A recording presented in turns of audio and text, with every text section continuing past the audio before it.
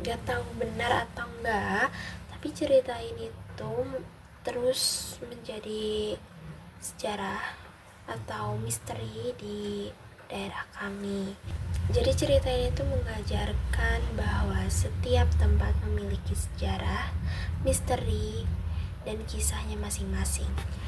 Kita sebagai manusia juga harus berhati-hati, tidak meremehkan hal-hal gaib, dan juga tetap menjaga sikap ketika berada dimanapun.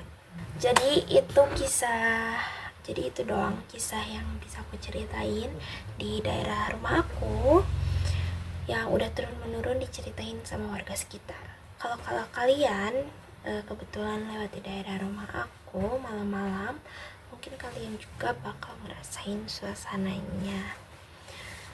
Makasih semua yang udah mendengarkan aku bercerita, dan juga terima kasih yang sudah mengklik video aku. Jangan lupa follow, subscribe YouTube serta Instagram kelas kami di bawah sini.